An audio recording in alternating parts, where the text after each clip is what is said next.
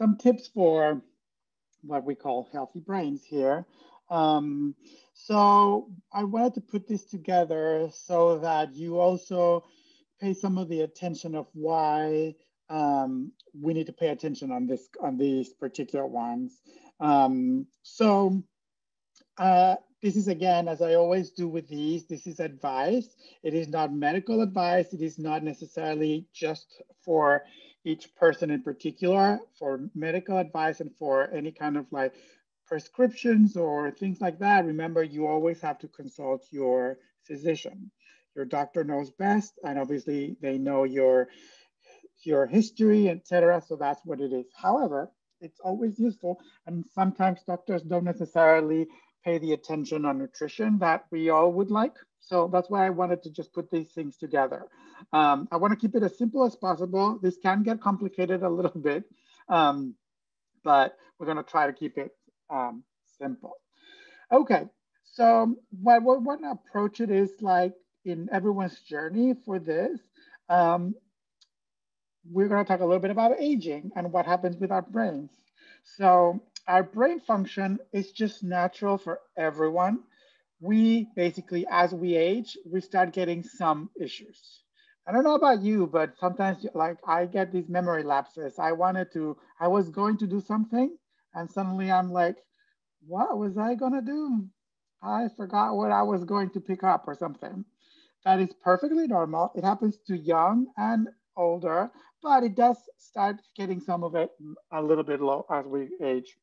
Also, mild cognitive impairment. It may be a little bit as we grow older, a little harder to do like certain things, including even like mathematics, or it could be remembering things as well.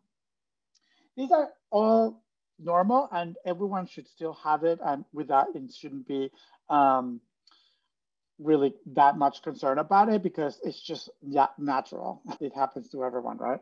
Now, the other ones that are a little more serious is like strokes. You know, in this case, we're talking about like brain strokes, um, Alzheimer's disease, and dementia.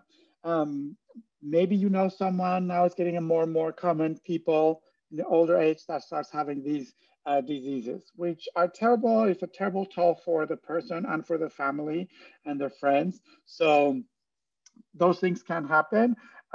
So just things to keep in mind, and just don't look at it as like a negative thing, but it's more like things that we can start doing today to avoid or limit the risk of that, because everyone may be a natural risk for them. Um, okay, so this is what happens with your brain activity as we age. Lower blood supply, it just happens. And of course, the blood supply is everywhere in the body, but it's also towards your head, to your head. Uh, our neurons, so our neurons or brain cells, those are one of the few brain cells that do not replicate and do not, we basically are born with certain amount. And over time, naturally, since we're born, we're going to start, we lose them little by little. Obviously, there's things that can prompt like a faster speed of losing them, but everyone says we lose the brain cells. So if we lose them, there's things that can be even like obviously on function, like speech and hearing impairment, impair memory, maybe affect your balance and posture too. So, and I'll say always consult your doctor. So 3 things you can do. This is starting from today, or maybe you've been doing it for a long time, which is even better. But there's 3 things: exercise, brain teasers, and a healthy diet. We're going to talk very briefly about them, and obviously our focus is going to be on a healthy diet. But just for the healthy diet, a good thing that I always think like to keep in mind, because we're not necessarily talk a lot about brain health in our society, but it actually kind of like weaves in very well with, if it's bad for the heart, it's bad for the brain. So we're more familiar with like, oh no, that's bad for the cholesterol and for the heart, and I shouldn't be eating too much salt and things like that. Well, it kind of like goes like streamlines really well into brain health. Okay, but first let's go to number 1, exercise. Um, Studies show that aerobic and stretching exercises reverse the gradual shrinking of the brain. So everyone's, I don't want to be negative, but everyone's brain is shrinking right now. Mine, yours, even if it's someone young next to you, someone older, it's just a natural process that we go. Now, after 50 years old, that may start gradually moving a little faster, and that's what we want to try to fix. So in this case, studies like yoga, like stretching, things like that, aerobic resistance, light weights. Weights are good. Doesn't have to be like huge weights, but small weights that you can do. Even get two large cans and use them around to like do light weights. Those things help boost the blood supply that we were saying was an issue. They also create new connections in the brain. We also have a picture like that, and aerobic resistance and stretching. So just for you, schedule it, make it regular, keep it social like we do in SMART. We like it, and we can like making it fun. So organize some walkabouts. Now that the weather is getting better, even take more advantage of it. Or if you need to go and get to the subway station, I always say, don't get to the nearest subway station, walk to the next one. It's fine, just schedule it, make it time so you're not running around. So that's for exercise. Of course, there's more, right? But you know a lot of that. Now, brain exercises. I'll start with the one we just started, meditation. It's great. That also like kind of like clicks into your neurons as well, and letting your brain relax and think about like in positive ways like we just did is great. I want to talk really briefly on sleep hygiene. If you don't have good sleep hygiene, if you don't sleep at night, that can be a problem over time. So you need to there's even like, you can have a whole class on sleep hygiene, I think, because it's very precise, but basically try to get good amounts of sleep, no interruptions. Like remember, like no electronics, no phone, no iPad, no things like at least an hour before you go to bed. To try to get it in your room as dark as possible, less light, no interruptions. I'm like never like one of the things I used to do, and now I don't do it. You don't sleep with your phone in your bedroom. You can get interrupted with all those pings and noises or someone. So that counts. So there's a lot of sleep hygiene. Also, like heavy meals, especially with a lot of fat and fried foods before going to bed, not good. Of course, includes also, of course, alcohol. Try to eliminate that. We'll talk about that more in our eating habits. Now, things like in terms of brain exercise, learn a new language. Yes, you do not have to be young or anything to learn a new language. And I'm not saying here to just suddenly become proficient in Russian or something like that. Pick a language that you might be interested and start learning words. Maybe we have a different speaking people that speaks different languages in our group in SMART. Maybe try to like learn from them certain words and then try to use them. Sometimes I sometimes do like post-its and I write them in like the language that I want to learn, and I post it all over the house. If it's window, I post the post-it with the name of window in the language I want to learn. And then I can look at it and kind of like remember it and, make it fun. It doesn't have to be that you have to be fluent, but learning a new language, for example, is great. For example, if you pray, that's a great idea. Why don't you learn to do your praying in a different language? One of them. That would be great. Just learn how to pray in that language. And then because you do it often, you will learn it. And suddenly you'll be praying in French instead of in English or whatever you pick. If you don't pray, or you can also memorize a poem. Pick a poem you want, doesn't have to be long. You can memorize them and then repeat it to yourself or read it every night. And then eventually you'll learn to say it almost like you're an actor, like your own lines. Crossword puzzles, great. If you have that sometimes now it's easy to buy a little book of crossword puzzles, or you can get them online now and kind of like, it's a brain teaser. Read books.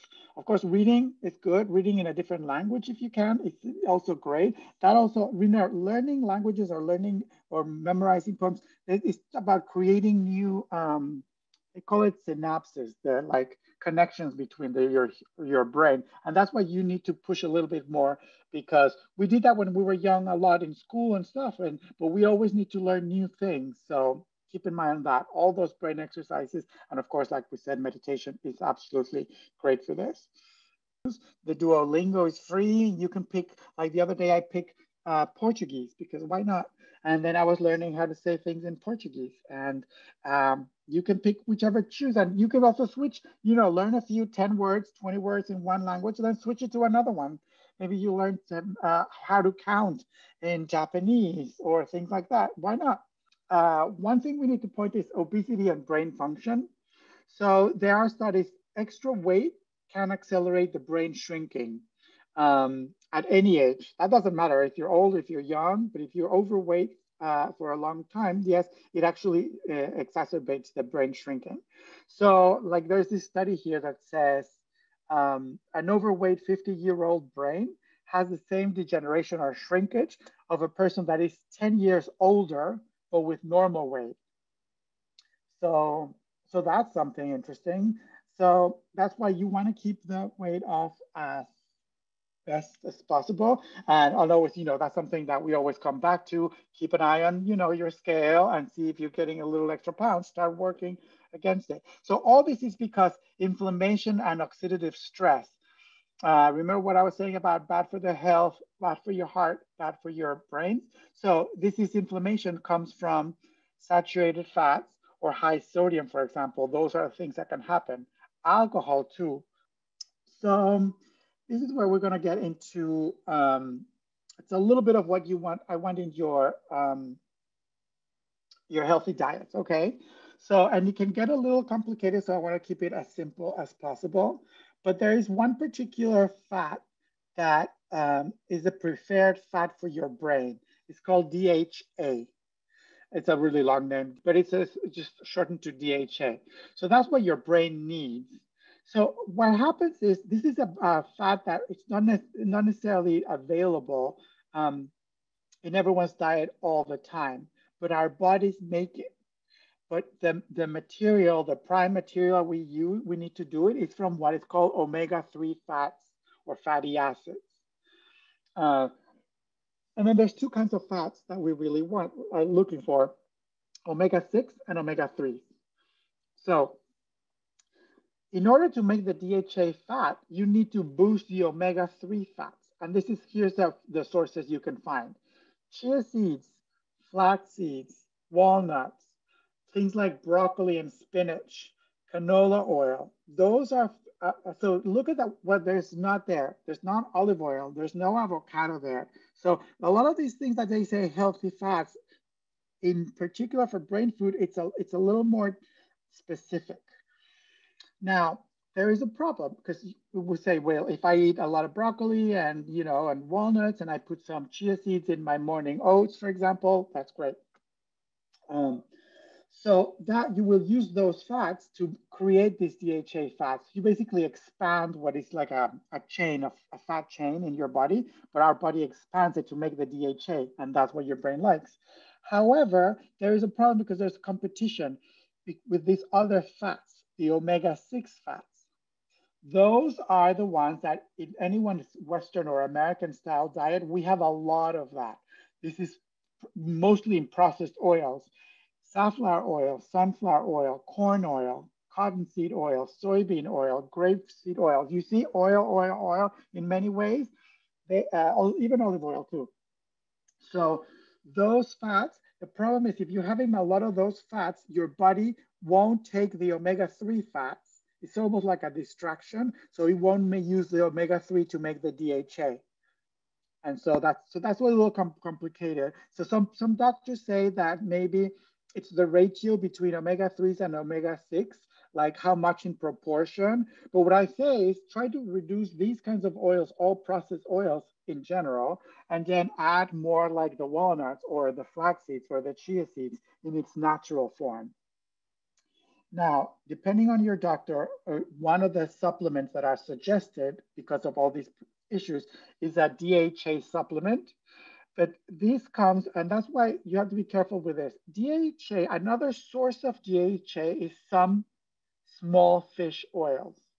Okay.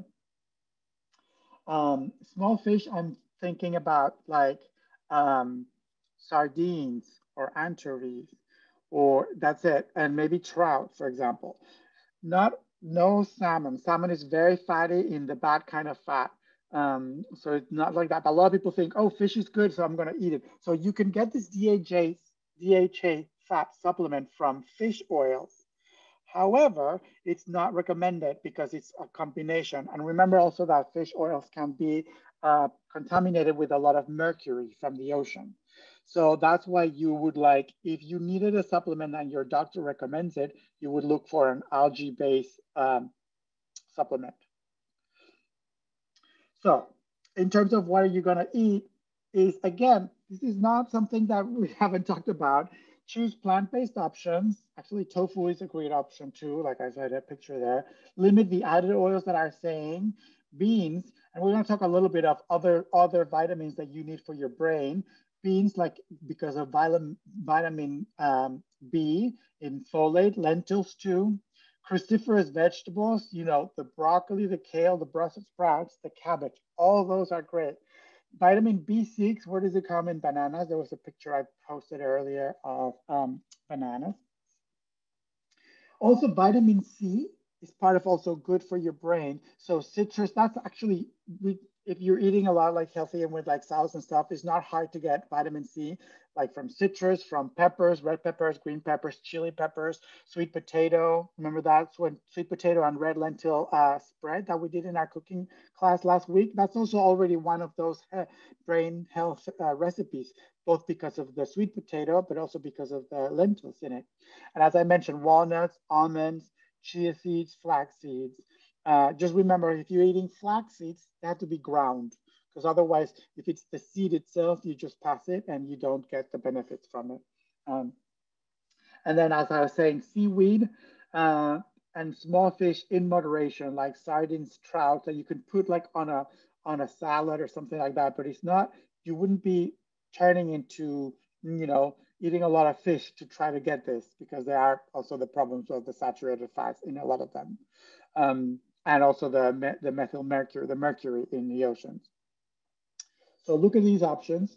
Um, Now, other thing is, so there's one thing that is definitely detrimental or bad for your brain health is what we call toxic metals. So, and these are copper, iron, zinc, and aluminum. And sadly, these all, most of them come from processed foods. So aluminum and baking soda, if you have baking soda and you cook sometimes for baking, so you look for an aluminum-free source. Now they're available in supermarkets, but you have to look at it. Otherwise, they'll put aluminum. Also, frozen pizzas that you get in the frozen thing, a lot of the times they add aluminum in it. It's just like in the cheese, especially in the frozen cheese, to kind of keep it like separated and sprinkling soda. So there, you could don't see it. There's also aluminum in deodorant. Look at it if your deodorant that you're using has aluminum in it. Um, and also careful with vitamin supplements. Remember, I always say that, especially mineral supplements. You sometimes if you take like a multivitamin, yeah, it may have vitamin A and maybe B and C or whatever, but sometimes they end up adding like a whole basket of extra, especially these kinds of toxic metals like copper, zinc, and iron that you may not need. Especially you may overdo it while having it, like just because, as like I always say, people take vitamin supplements just as if as an added bonus, as if like, oh, it can't be harmful. No, it can.